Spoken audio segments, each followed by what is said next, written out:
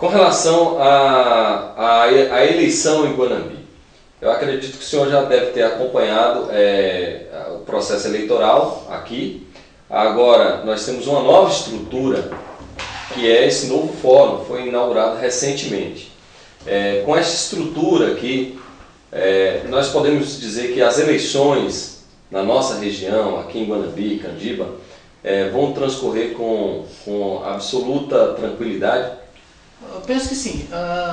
O cartório eleitoral e a justiça eleitoral de Guanambi já está se preparando para as eleições já há algum tempo. Para nós, eu costumo dizer que a eleição começou já em janeiro, no final do ano passado, nós já estávamos nos preparativos. Guanambi, além de ser um centro do comércio regional, um centro que está se destacando na questão da educação, também na justiça eleitoral é um centro regional. Nós somos sede aqui do polo, existem 17 municípios no nosso polo regional, todas as urnas são armazenadas aqui nessa estrutura, que depois eu posso até levá-los para conhecer, né? São em torno de 970 urnas eleitorais que existem aqui armazenadas, que no dia da eleição ou na véspera da eleição serão distribuídas por esses 17 municípios. E, especificamente na nossa zona eleitoral pertence o município de Candiba e Guanambi. Eu já passei por Palmas de Monte Alto, fui juiz eleitoral e pertencia ao polo de Guanambi. Então, desde aquela época, lá pelos anos de 2004, 2003, eu já acompanhava o pleito, os pleitos eleitorais em Guanambi. Tenho certeza, é uma comarca ordeira, uma zona eleitoral ordeira, pequenos equívocos acontecem em todos os lugares. Agora, Guanambi, aliás, é destaque no estado da Bahia, porque as eleições são muito bem conduzidas pela equipe do cartório eleitoral e pelos juízes eleitorais que me antecederam, de modo que eu tenho absoluta certeza que o pleito vai transcorrer de forma tranquila, serena e garantindo o exercício universal do voto a todos.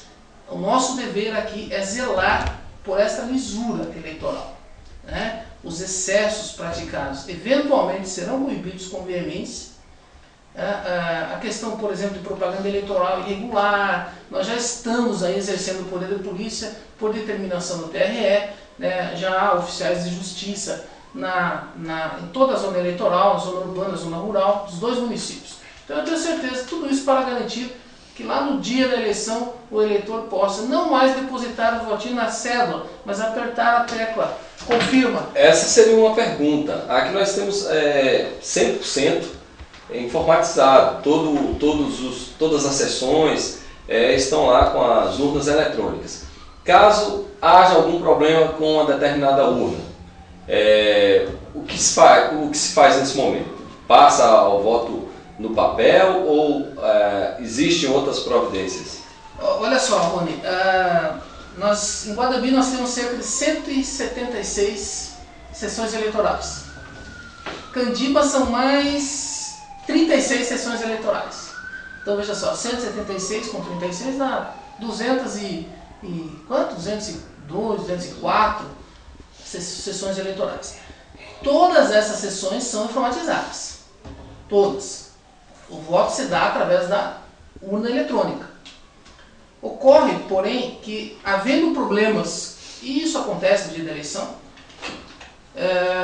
essa urna eleitoral há um número de contingência, ou seja, de reserva, para substituir em caso de algum problema técnico que existe nessa urna.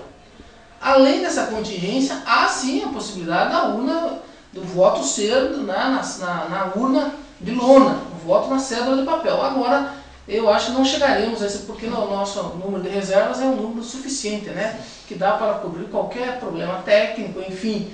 De modo que o eleitor, eu até torço por isso, porque tem, né, todo mundo quando fala em voto cantado, né, treme. Né, todo mundo que é da área eleitoral treme. Embora eu sempre diga que há um pouquinho de romantismo, né, naquele voto na cédula de papel, gera uma expectativa maior. Mas isso faz parte do passado. Hoje a justiça eleitoral é plenamente digital, de modo que, havendo qualquer problema, os servidores, há técnicos de urnas de plantão aqui na Justiça Eleitoral de Guanambi, Nós temos o gerente do polo, que é o meu chefe de cartório, o doutor Breno. Para o prefeito Reginaldo lá do Candiba é Brenner, né? Eu já vou avisar, ó prefeito, é Breno, viu? Doutor Breno, não é Brenner não. Que certamente estará a postos para solucionar qualquer pendência técnica. O senhor falou aí há poucos instantes com relação aos abusos que certos candidatos costumam, né, cometer em época de eleição. Aqui em Guanambi, na região, nós temos visto um grande número de carros de som, poluição visual, né, na cidade, porque são cartazes, são colados em vários lugares, sem nenhum critério. O que a Justiça Eleitoral está fazendo para coibir esses excessos, esses abusos? Veja só, nós estamos de olho. Embora o nosso aparato humano não seja o ideal para comportar tamanhos desafios, né, que surgem diariamente aqui, mas existem regras. Até onde eu tenho conhecimento, os candidatos, com um desvio aqui e acolá, vêm cumprindo mais ou menos o que dispõe a resolução do Tribunal Superior Eleitoral. A resolução número 23.191 de 2010. Por exemplo, nessa resolução há uma limitação dos cartazes de propaganda eleitoral.